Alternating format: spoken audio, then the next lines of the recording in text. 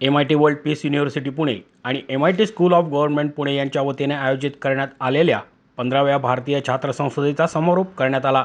समारोप प्रसंगी लोकसभा खासदार आणि माजी केंद्रीय मंत्री अनुराग सिंह ठाकूर हे उपस्थित होते। त्याचप्रमाणे माजी खासदार आणि ज्येष्ठ पत्रकार शाहिद सिद्दीकी आणि राज्यसभा खासदार डॉक्टर संदीप कुमार पाठक हे सन्माननीय पाहुणे म्हणून उपस्थित होते। MIT WPUचे कार्यकारी अध्यक्ष आणि छात्र संसदेचे संस्थापक डॉक्टर राहुल कराड, कुलगुरू डॉक्टर RM चिटणीस आणि CAO डॉक्टर प्रसाद खांडेकर उपस्थित होते। महाराष्ट्राचे मुख्यमंत्री देवेंद्र फडणवीस यांनी 15व्या भारतीय छात्र संसदेला पाठवलेल्या शुभेच्छा पत्राचे वाचन देखील यावेळी करण्यात आले। धोरण निर्मिती, प्रशासन आणि सार्वजनिक सेवेतील गुंतागुंत समजून तरुणांनी राजकीयदृष्ट्या कुशल, प्रशासन जाणकार आणि सामाजिकदृष्ट्या संवेदनशील बनवण्यासाठी कॅम्पसमधूनच एक नवी पिढी निर्माण होऊ शकते। राजकारणाला शुद्ध करण्यासाठी नवीन आणि सक्षम प्रतिभावान युवकांनी राजकारणात प्रवेश करावा, असे आवाहन करून अनुराग सिंह ठाकूर पुढे म्हणाले। लोकशाही, नेतृत्व आणि सार्वजनिक धोरण याबरोबरच केवळ AI नैतिकतेची उपेक्षा करू शकत नाही। 21व्या शतकात कॅम्पसमधून कॅबिनेटमध्ये जाण्याचा विचार करत असाल तर AI नैतिकतेशी जुळवून घेतले पाहिजे। मानवीय दृष्टिकोनासाठी देशाचे पंतप्रधान नरेंद्र मोदी यांनी तंत्रज्ञानाची शक्ती म्हणजेच AIची शक्ती यावर शिखर परिषदेचे आयोजन केले होते। गेल्या 10 वर्षांमध्ये शिक्षण क्षेत्रात आमूलाग्र बदल घडला आहे। विरोधकांना राजकारण करायचे असेल तर तर्क आणि तथ्यांच्या आधारे राजकारण करावे, असा टोला देखील अनुराग सिंह ठाकूर यांनी विरोधकांना लगावला। As young leaders present here, you must decide what model you want to follow. The model of serious engagement or the model of headline hunting stunts. The contrast is stark. On one side, there is a vision of Manav. On the other hand, they are trying to stop the investment coming into India. When Indian economy is growing at the fastest pace, some leaders from India go on the global platform and say India is a dead economy. You look at the contrast in the last 10 to 11 years what we have achieved. मैं आपको 1 minute में इसका उदाहरण बताता हूँ।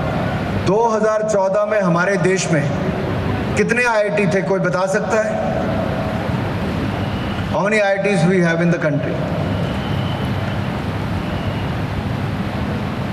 Any idea? 16 IIT थे, आज 13 हो गए। 13 IIM थे, आज 21 हो गए। 9 IIIT थे, 25 हो गए। 7 एम्स थे, 23 बन गए। 723 यूनिवर्सिटी थी, आज लगभग 1200 यूनिवर्सिटीज़ हो गई। 50,000 MBBS की सीट थी, 1 लाख से ज़्यादा हो गई। 31,000 हमारे पास पोस्ट ग्रेजुएशन की सीट्स थी डॉक्टर्स के लिए, आज 62,000 हो गई। 5 शहरों में मेट्रो थी, आज 21 शहरों में हो गई। 96,000 किलोमीटर नेशनल हाईवे था, 1.5 लाख किलोमीटर हो गया। 3,23,000 किलोमीटर ग्रामीण सड़कें थी, आज 7 लाख किलोमीटर से ज़्यादा हो गई। 74 एयरपोर्ट थे, आज 160 से ज़्यादा हो गए। जो 60 साल में वो नहीं कर पाए, वो 10 साल में हमने करने का काम किया है। हमने काम से देश को गति दी है,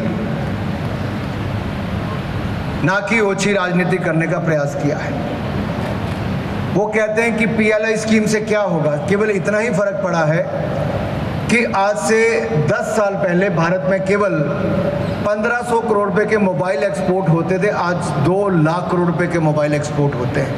हमने 40,000 करोड़ रुपया इलेक्ट्रॉनिक कंपोनेंट मैन्युफैक्चरिंग के लिए इस साल के बजट में रखा है। इंडिया सेमीकंडक्टर मिशन 2.0 के लिए बजट में प्रावधान किया है। बायोफार्मा शक्ति, बायोफार्मा हब बनाने के लिए उसको 10,000 करोड़ का प्रावधान किया। MSME सेक्टर के लिए हज़ारों करोड़ रुपए का प्रावधान किया। इससे पहले बल्क ड्रग पार्क और हमारे जो हेल्थ केयर के इक्विपमेंट्स उनको मैन्युफैक्चरिंग के लिए आत्मनिर्भर भारत बनाने के लिए लगातार हमने प्रयास किए हैं। अगर विपक्ष को राजनीति करनी है तो झूठ की नहीं करनी चाहिए, तर्क और तथ्यों के साथ। मेरा युवाओं के से यही अनुरोध रहेगा, तर्क और तथ्यों के साथ करनी चाहिए। झूठ के पाँव नहीं होते और ज़्यादा टिकते भी नहीं हैं। So when you go back to your universities from here, what are you going to do? Have you decided what you're going to do? Are you going to be a part of the meme factory, or are you going to be the part of real 21st century democracy? When you go back to your university, will you allow your campus to capture by hooliganism, by fake propaganda, or will you reclaim its nursery of democracy where ideas, not intimidations, win? Will you organize debates on constitutional values, public policy and AI ethics? Doctor Rahul Karad म्हणाले, corruption, casteism, कम्युनलायझेशन आणि colonial mindset बदलणे गरजेचे आहे. भारतीय छात्र संसद ही लोकशाहीमध्ये नेतृत्वाची संधी प्रदान करणारा एक उपक्रम आहे. राजकारणाचे प्रशिक्षण देणारी ही पहिली शैक्षणिक संस्था आहे. आमचा प्रयत्न चांगल्या आणि सुशिक्षित तरुणांना राजकारणात आणण्याचा आहे, असेही त्यांनी सांगितले. शाहिद सिद्दीकी म्हणाले, विश्वगुरू बनण्यासाठी युवकांनी स्वतःला सशक्त बनवले पाहिजे. तंत्रज्ञानाच्या युगात कृत्रिम बुद्धिमत्तेवर अवलंबून राहू नये. युवकांनी केलेल्या आंदोलनामुळेच या देशात परिवर्तनाची लाट आली आहे. त्यात JP मूव्हमेंट सारख्या अनेक चळवळींचा सहभाग आहे. युवकांनी जातीपातीच्या भिंती तोडून देश विकासासाठी कार्य करावे. देशाला बदलायचे असेल तर सर्वात प्रथम युवकांनी मानसिकता बदलावी. लोकशाही म्हणजे देशातील सर्व नागरिकांना एकसारखा न्याय, कायदे आणि एकसारखी वागणूक आहे, असेही त्यांनी नमूद केले. डेमोक्रेसी का मतलब है रूल ऑफ लॉ. डेमोक्रेसी का मतलब है equality for everyone, rising above class, caste, religion, region, gender. It means equality and rule of law कि कानून के सामने सब बराबर होंगे, कोई बड़ा छोटा नहीं होगा, वो चाहे प्रधानमंत्री हो चाहे वो पियोन हो.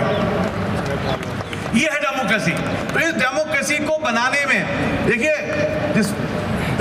in 1947 when India got its independence, there were many countries in Africa, in Asia, all around the world which got their freedom.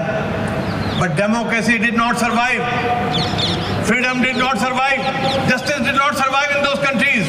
But I salute the framers of our constitution, the founders of our nation, who laid a foundation above which I have not seen another constitution. मैं पढ़ाता था constitutions सारी दुनिया के, comparative politics पढ़ाता था, मैंने सारे कॉन्स्टिट्यूशन का अध्ययन किया है, लेकिन मेरे हिसाब से भारत के संविधान जैसा दूसरा कोई संविधान नहीं है. लेकिन संविधान तो एक किताब होता है, उसको चलाने वाले कैसे हैं उस पर डिपेंड करता है कि वो किताब में जान पड़ेगी या किताब मुर्दा हो जाएगी. And even so, you have to be very, very careful. And today's generation, this Gen Z, has to be very, very cautious because they are getting everything on a platter. But that platter may make them lazy, stop them from thinking, take away their freedom and freedom to think and ask questions. And unless that happens, let me tell you, they cannot grow. Society will not grow. Society will start decaying because change is permanent, but change depends on the youth, not on us. We have done our part. Now it depends on you. You are the future. Next 30, 40, 50 years are yours. And if you take the country in the right direction, then country will grow. Although I have complete faith that which country has the maximum youth? Not China, India. But this youth has to be educated properly, has to be healthy, has to be trained, has to be disciplined. Not too disciplined. I don't believe in too much of discipline. Some discipline, of course, is necessary. This youth is going to lead the world. Indians are going to lead the world. I'm not saying it as a jumla. I'm saying it because I believe it. Because in the coming times, India is producing, technically savvy, educated, intelligent boys and girls. But the only thing, as I have always told my students, is that learn to question your teachers, learn to question your books, learn to question everything around you. Don't believe what is told to you. Moshi news नेटवर्कसाठी मोहित शिंदे, पुणे.